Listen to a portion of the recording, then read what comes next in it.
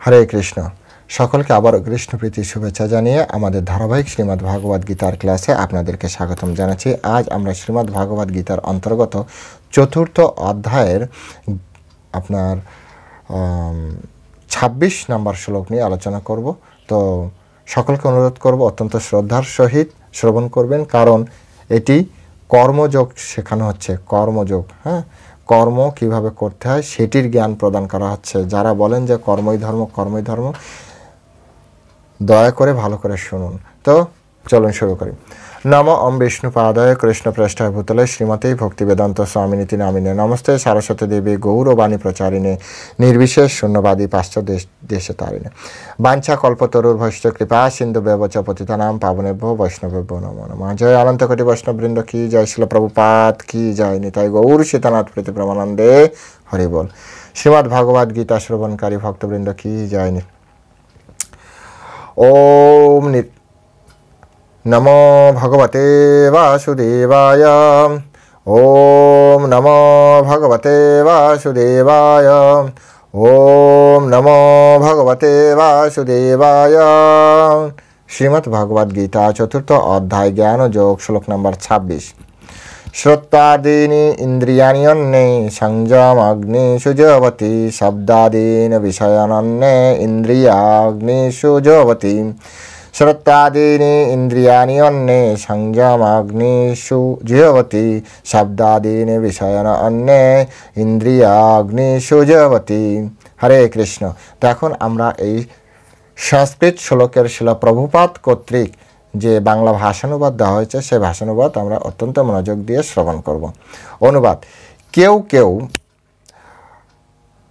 মনসংযোগ রূপ অগ্নিতে শ্রবণ আদি ইন্দ্রিয়গুলিকে আহুতি দেন, আবার কেউ কেউ বা অন্য অনেকে শব্দাদি ইন্দ্রিয়ের বিষয়গুলিকে ইন্দ্রিয়রূপ অগ্নিতে আহুতি দেন। আরেকবার পড়ছি। কেউ কেউ মনসংযম রূপ অগ্নিতে শব্দ আদি ইন্দ্রিয়গুলিকে আহুতি দেন, আবার অন্য অনেকে শব্দাদি ইন্দ্রিয়ের বিষয়গুলিকে ইন্দ্রিয়রূপ অগ্নিতে আহুতি দেন। হরে কৃষ্ণ। জয় শিল প্রভুপাদ কি জয়। তো এর আগের শ্লোকে এক ধরনের আমরা যজ্ঞর যে ভাগ সেটি দেখলাম, এখানে আবার ব্যাখ্যা করছে।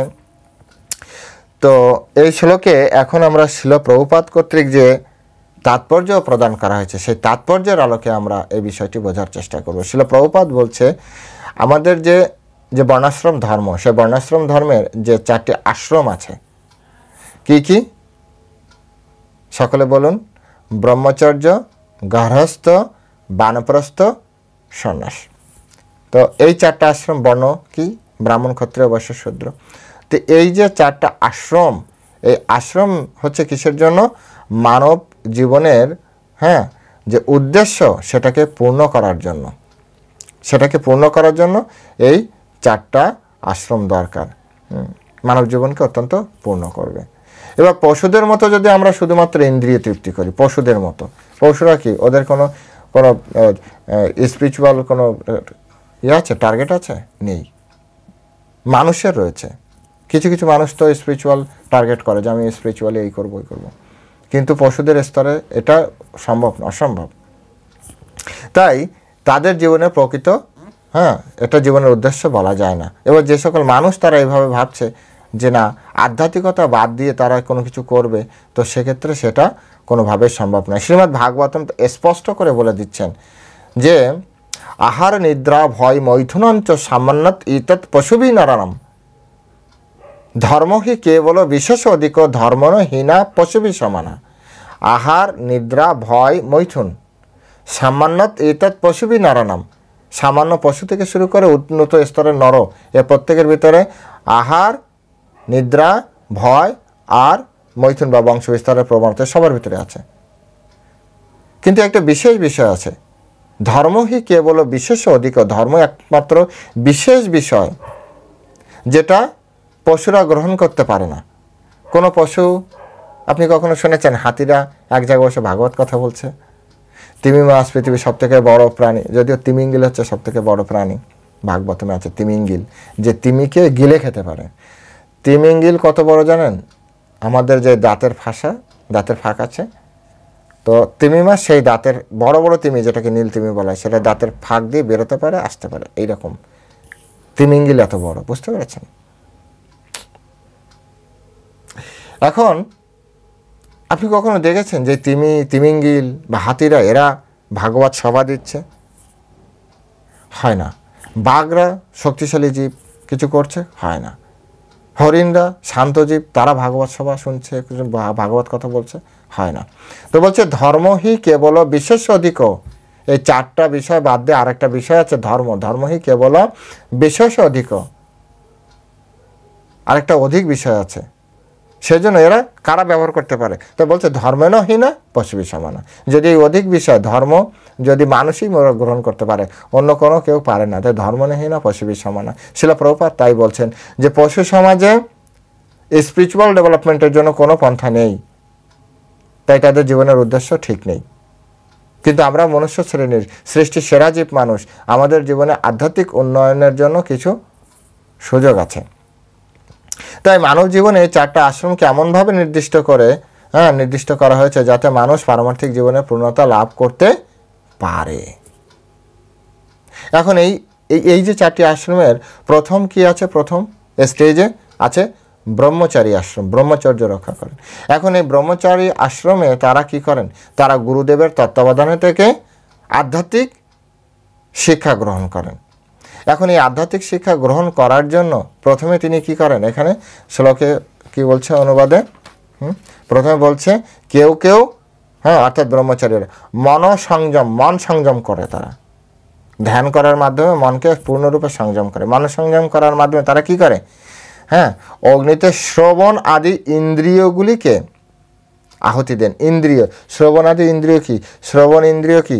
নাক, চক্ষু, দর্শন ইন্দ্রিয় চক্ষু, শ্রবণ ইন্দ্রিয় কর্ণ, শ্রবণ ইন্দ্রিয় কর্ণ, ঘ্রাণ ইন্দ্রিয় নাক, দর্শন ইন্দ্রিয় আমাদের চক্ষু, জিহ্বা হচ্ছে স্বাদ ইন্দ্রিয়, আর ত্বক হচ্ছে স্পর্শ ইন্দ্রিয়।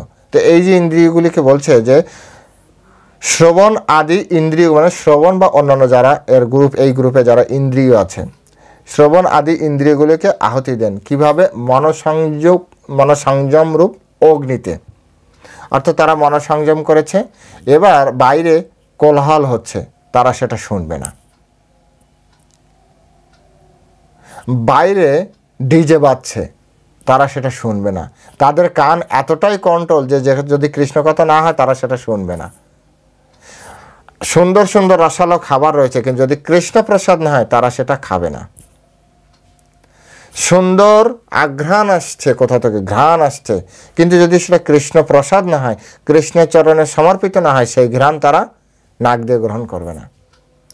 এই পৃথিবীতে আমরা সাধারণত দেখছি, আমরা এখানে দেখছি প্রতিদিন হাজারো লোক আসছে, কিসের জন্য জানেন? শুধুমাত্র ঘোরার জন্য। ঘুরে কি করে? শুধু দেখে, দর্শন ইন্দ্রিয়ের সুখ প্রদান করে, আত্মার জন্য পাবে না। আপনারাও যারা ভিডিও শুনছেন তাদের ভিতরে অনেকের ভিতরে টেন্ডেন্সি আছে। দীঘা যাচ্ছে, দার্জিলিং যাচ্ছে, সুইজারল্যান্ড যাচ্ছে, আমেরিকা যাচ্ছে, প্যারিস যাচ্ছে, ভারতের বিভিন্ন জায়গায় যাচ্ছে, বিভিন্ন কিছু দেখছে, শুধু দেখে ছবি করে বা ছবি ওঠে। তার উদ্দেশ্য কি? শুধু দর্শন ইন্দ্রিয়কে সুখ প্রদান করা। কিন্তু এই মনসংযম রূপ যে একটা অবস্থা, সেখানে কি করেন? দর্শন ইন্দ্রিয়কে আহুতি দিয়েছে, মানে তার আর চোখ দেখে না। যদি দেখে তাহলে কি দেখবে? কৃষ্ণকে দেখবে, ভগবানকে দেখবে, সৃষ্টিকর্তাকে দেখবে। তিনিই সব কিছু সৃষ্টি করেছেন। আর এই সৃষ্টি যদি এত সুন্দর হয়, তাহলে স্রষ্টা কত সুন্দর, যার মাথা থেকে এই প্ল্যান বেরিয়েছে। বুদ্ধিমত্তা তো ওখানে। ধরুন আপনি একটা সুন্দর সৃষ্টি জিনিস, এই পৃথিবী কত সুন্দর, আপনি যদি একবার ভাবেন, এটা ভাবুন তো, যিনি পৃথিবীকে সৃষ্টি করেছেন তিনি কত সুন্দর, তিনি কত মেধাবী, কত বড় বিজ্ঞানী, কত বড় বিজ্ঞানী একবার চিন্তা করুন।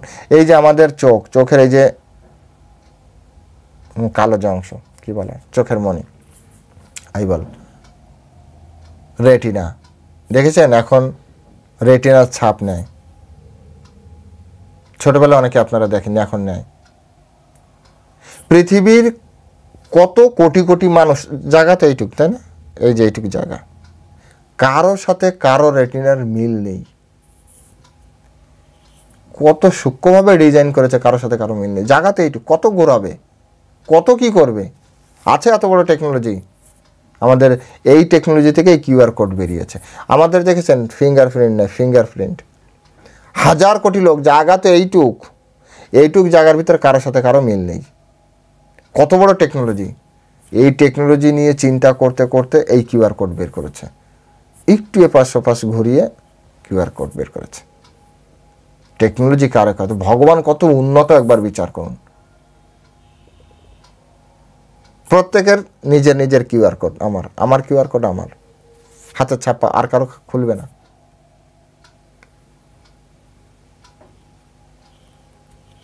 কৃষ্ণের কাছে কত বড় টেকনোলজি আছে, কৃষ্ণ কত উন্নত।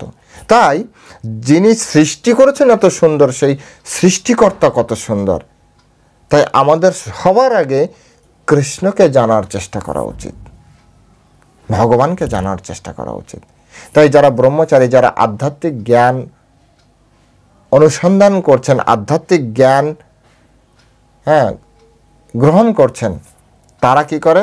মনকে সংযম করে, এবং এই মন সংযম রূপ অগ্নির শব্দ কেন ব্যবহৃত হয়েছে? রূপক শব্দ, কারণ সেখানে সব কিছু জ্বালিয়ে পুড়ে দেওয়া যায়। তিনি কি করেন? তার যে ইন্দ্রিয়গুলি আছে সেগুলিকে সম্পূর্ণভাবে আহুতি দেন।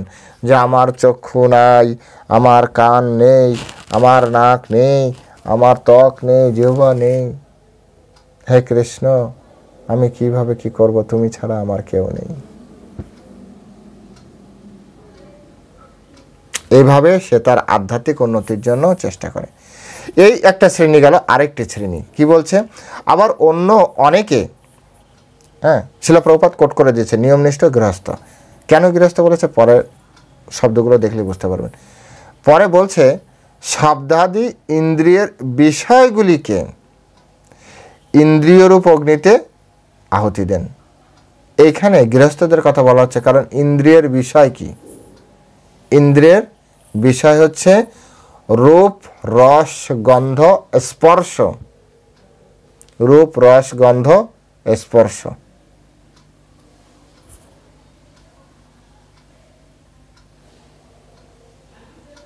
এগুলি হচ্ছে ইন্দ্রিয়ের বিষয়।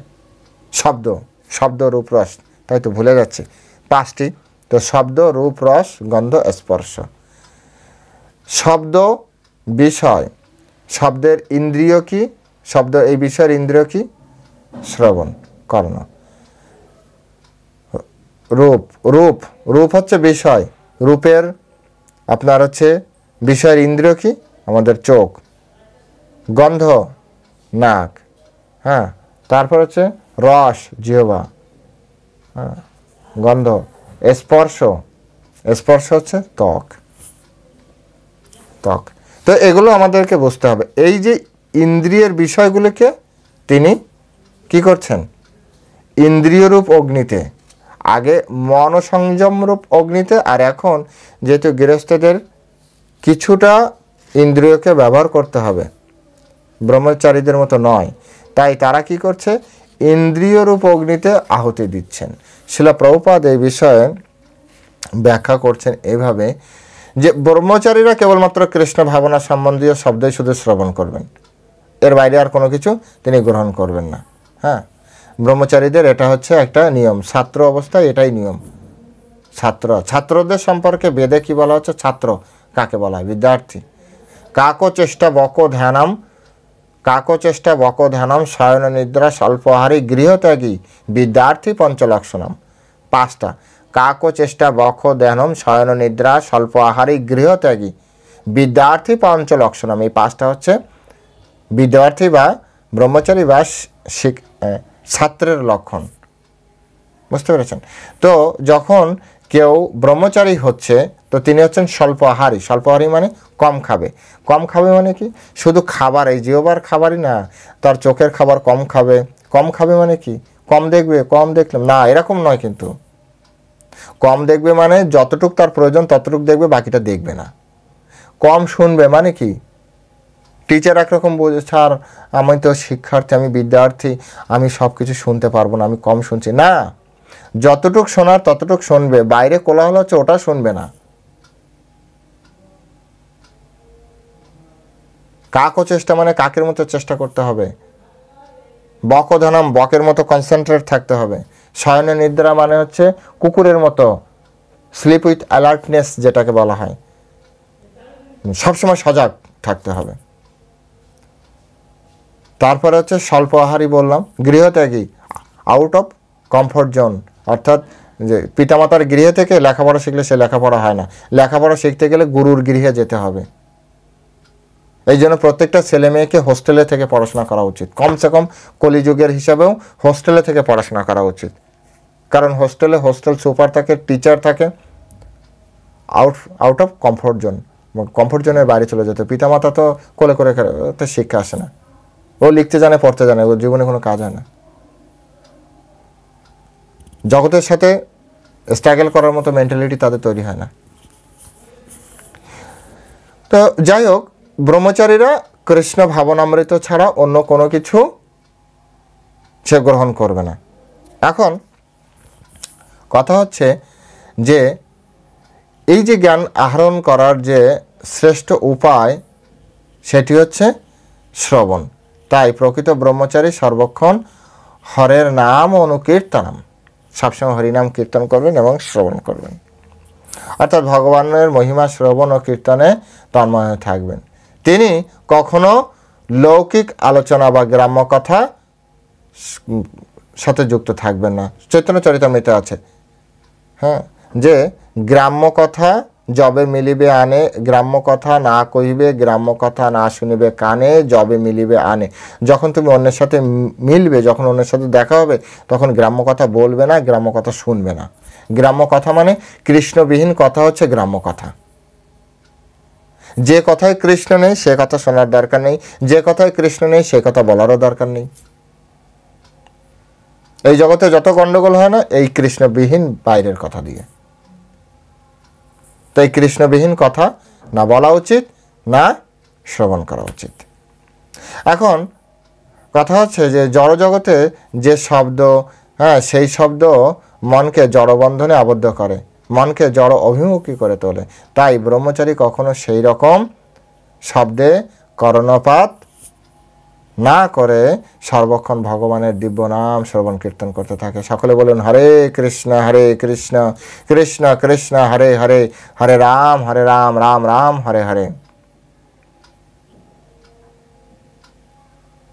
প্রভু কহে কহিলাম এই মহামন্ত্র, ইহা জপ গিয়া করিয়া নির্বন্ধ।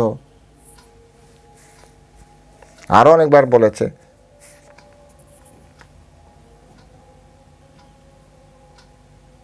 দশে পাঁচে মিলি দ্বারেতে বসিয়া কীর্তন কর সবে হাতে তালি দিয়া। এগুলি শ্রী চৈতন্য মহাপ্রভুর শিক্ষার অন্তর্ভুক্ত। তাই প্রত্যেকে আপনারা শেখার চেষ্টা করুন এবং এগুলি করার চেষ্টা করুন। এখন ওই যে বললাম আর এক শ্রেণীর, আবার যিনি গৃহস্থ ব্যক্তিদের কথা বলছে, যে ইন্দ্রিয় তৃপ্তি করার অনুমতি লাভ করেছেন। গৃহস্থরা সামান্য মাত্রায় ইন্দ্রিয় তৃপ্তি করার অনুমতি লাভ করেছেন। তিনি অত্যন্ত সাবধানতার সঙ্গে সেই কার্যে লিপ্ত হন, অত্যন্ত সাবধানতার সঙ্গে। এইখানে অনেক সূক্ষ্ম বিচার আসে। শিল প্রভুপাদ বলছে যে যৌনসঙ্গ, মাদক দ্রব্য সেবন, আমিষ আহার আদির প্রতি মানুষের একটি স্বাভাবিক প্রবণতা রয়েছে। এই যে পাপ কার্য, খারাপ কার্যের প্রতি মানুষের স্বাভাবিক প্রবণতা রয়েছে। কেন? আচার্যরা বা বৈষ্ণবরা বলেন, জলের সাথে জলে মিশে আপনা, তেলে জলে মিশাইলে কভু তো মিশে না। জল জলের সাথে মিশে যায়, তেল তেলের সাথে মিশে যায়, এটা স্বাভাবিক প্রবৃত্তি। কিন্তু জল তেল কখনো মিশবে না, যেহেতু আমাদের এই শরীর জড় দিয়ে তৈরি, স্থূল শরীর জড় পদার্থ দ্বারা, তাই জড় পদার্থের যে বিষয়গুলি সেগুলির সাথে মিশতে ওদের সুবিধা হয়। আত্মা হচ্ছে চিৎকণ, চিদনু, তাই তার এই জড়জগতের সাথে এই ধরনের রিলেশন তার জন্য পারফেক্ট নয়। তো এটি হচ্ছে কি বলা যাচ্ছে যে স্বাভাবিক প্রবণতা আছে। যেহেতু স্বাভাবিক প্রবণতা আছে তাই কি হচ্ছে, তাই মানুষকে সাবধান থাকতে হয়। যেমন পাহাড় থেকে এরকম রাস্তা দিয়ে আপনি গাড়ি নিচে নামাচ্ছেন, আপনার গাড়ি, তো আপনার গাড়ির গতি, আপনার ইঞ্জিনের গতি প্লাস নিচের দিকে নামার যে একটা গতি, এই দুটো গতি মিলে প্রচণ্ড গতি তৈরি হয়। তো সেই জন্য ওইভাবে ওইসব রাস্তা দিয়ে যদি আপনি সাবধানভাবে না নামেন, যখন তখন অ্যাক্সিডেন্ট হয়ে যাওয়ার চান্স আছে। তাই গৃহস্থদেরকে সাবধানতার সহিত তার জীবন পরিচালনা করতে হয়। যেভাবে এটাকে এইভাবে বলা যেতে পারে, একটা উদাহরণ দেওয়া যেতে পারে যে আপনি গাড়ি চালানো যখন শিখেছেন, যখন লাইসেন্স পেয়েছেন, লাইসেন্স পাওয়ার ফলে আপনি গাড়ি রাস্তায় নামাতে পারবেন। উইদাউট লাইসেন্সে তো আপনি গাড়ি নামাতে পারবেন না। তো প্রথমে সরকারের কাছ থেকে আপনার একটা লাইসেন্স চাই, লাইসেন্স নিয়ে আপনি গাড়ি রাস্তায় নামিয়েছেন, লাইসেন্সের কাজ এইটুকু। এবার রাস্তায় যখন আপনি গাড়িটা নেমেছে তখন আপনার লাইসেন্স আর কাজ করছে না, তখন আপনার গাড়িটা চলবে ট্রাফিক রুল, সেই রুল অনুযায়ী। অর্থাৎ কোথায় আপনি থামাবেন, কোথায় কত স্পিড, এগুলো সব ট্রাফিক রুলের আওতায়। আপনি চাইলেই জোরে না আমার লাইসেন্স আছে আমি যেমন ইচ্ছা তেমন চালাবো, হবে না, এমন করলে হচ্ছে না। সরকার আমাকে লাইসেন্স দিয়েছে, যেমন ইচ্ছা তেমন চালাবো, কেউ কিছু বলতে পারবে না, কোনো পুলিশ টুলিশ কাউকে মানি না। না ভাই, এরকম নয়। ঠিক তেমনি গৃহস্থ জীবনে কিছুটা স্বাধীনতা রয়েছে কিছু বিশেষ কার্য সম্পাদন করার জন্য, কিন্তু সেখানে কি করতে হবে, হ্যাঁ, রুলস, ট্রাফিক রুলসের আওতায় আপনাকে চলতে হবে। আমি গৃহস্থ, আমার তো অর্থ দরকার, আমার স্ত্রী আছে, আমার সন্তান আছে, কত অর্থ দরকার, অর্থের পাহাড় দরকার আছে কি আপনার মনুষ্য জীবনের উদ্দেশ্য কি? ভগবান ঋষভদেব শ্রীমদ্ ভাগবতে বলেছেন তপদিব্যম পুত্র কাজান সত্যম, তপস্যা করে সেই সত্য বস্তুর জন্য। তপস্যা করবেন না, টাকা ইনকাম করবেন আপনি। সেজন্য ভক্তিবিনোদ ঠাকুর বলেছে যথালাভে সন্তুষ্ট, যা পাচ্ছ তাতে সন্তুষ্ট থাকো, অনায়াসে যা প্রাপ্তি হয়। শ্রীমদ্ ভাগবত গীতায় কৃষ্ণ বলছেন সন্তুষ্ট সততম যোগী, যারা যোগ সাধনা করবে, যারা যোগী, তারা সবসময় সন্তুষ্ট থাকো, অনায়াসে যা পাচ্ছ ভাই ঠিক আছে, ওকে, ভগবান আপনার অশেষ কৃপা। এত প্রয়াস কিসের জন্য?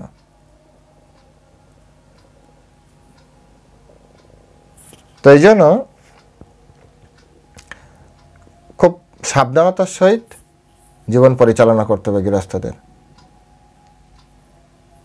এই বৃহৎ পারপাস সামান্য স্বাধীনতা গৃহস্থদের দেওয়া হচ্ছে, সামান্য স্বাধীনতা।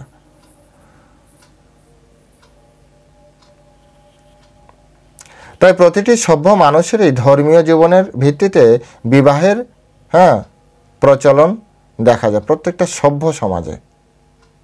প্রত্যেকটা সভ্য সমাজ, যে সমাজে ধর্মীয় জীবনের ভিত্তিতে বিবাহিত জীবন পরিচালিত না হয় সেটাকে সভ্য সমাজ বলে না, পশু সমাজ বলে। পশু সমাজে দেখেছেন কখনো যোগ্য করে ওরা বিবাহ করছে? পশু সমাজে কি একজনের স্ত্রী আরেকজন এরকম কোনো ভাগ আছে? এখন আমরা যে সমাজকে সভ্য সমাজ বলছি সেই সমাজেও এখন কি যোগ্য করার মাধ্যমে বিবাহ যদি না হয় তাহলে সেটা পশু সমাজের থেকে কতটা উন্নত হচ্ছে?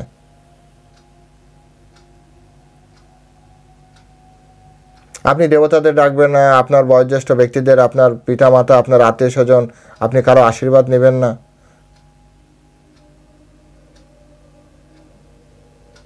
আপনি get together, live together, girlfriend boyfriend, তো এটা তো পশু সমাজে দেখা যায়। পশু সমাজে গার্লফ্রেন্ড বয়ফ্রেন্ডের অভাব নেই। কতটা উন্নত সমাজ ব্যবস্থা আমাদের হচ্ছে। তাই শিল প্রভুপাদ বলছে প্রত্যেকটা সভ্য সমাজে সভ্য সমাজে ধর্মীয় জীবনের ভিত্তিতে বিবাহের প্রচলন দেখা যায়, কারণ সংযত যৌন জীবন যাপনের সেটি হচ্ছে সঠিক পথ। সঠিক পথ। তো এই ধরনের সংযত ব্যক্তি, সংযত এবং আসক্ত রহিত কামও এক প্রকার যোগ্য। দেখুন শিল প্রভুপাদ কত সুন্দরভাবে ব্যাখ্যা করলেন। আসক্তিরহিত কামও এক প্রকার যোগ্য, কারণ এর মাধ্যমে সংযমী গৃহস্থ তার বিষয় ভোগোন্মুখ প্রবৃত্তিকে তার পারমার্থিক জীবনের মহৎ উদ্দেশ্যের কাছে উৎসর্গ করেছেন। তার জীবনে যে ভোগ প্রবণতা সেটাকে মহৎ কার্যে তিনি ব্যয় করেছেন, কৃষ্ণের চরণে সমর্পণ করেছেন। এই যে যারা বলে কর্মই ধর্ম, কর্মই ধর্ম, দেখুন কিভাবে কর্ম করতে হয়। কর্মের নিগুড় তত্ত্ব হৃদয়ঙ্গম করা অত্যন্ত কঠিন। আপনি গৃহস্থ হয়েছেন, হাজার হাজার মিলিয়ন মিলিয়ন কোটি টাকার পিছনে ছুটছেন, আর আমি গৃহস্থ মানুষ, আমার তো কিছু অর্থের দরকার। বোকামি হয়ে যাচ্ছে, বোকামি। ভগবদ্গীতা ভগবান বলেছেন, ভোগ ঐশ্বর্য প্রসাক্ত নাম তা পরিত চেতসাম ব্যবসাত্মিকা বুদ্ধি সমাধান অবিধীয়তে। ভোগ এবং ঐশ্বর্যের প্রতি যারা আসক্ত, তাদের চেতনা কখনো কৃষ্ণে নিবিষ্ট হবে না, একনিষ্ঠ হবে না, সবসময় ছুটছট ছুটছট করবে, ফুল কনসেন্ট্রেটে একনিষ্ঠ হয় না, সমাধিও না বিধেয়তে, সমাধিস্থ হয় না, চঞ্চল হয়। তো যাই হোক, আপনারা পড়ুন আরও সুন্দরভাবে, আরও সুন্দর, বারবার পড়বেন, বারবার পড়বেন, এই ক্লাস বারবার শুনতে পারেন, সাথে সাথে শিল প্রভুপাদের গ্রন্থ বারবার করে পড়তে পারেন। তো সকলে ভালো থাকবেন। হরে কৃষ্ণ। জয় শিল প্রভুপাদ কি জয়।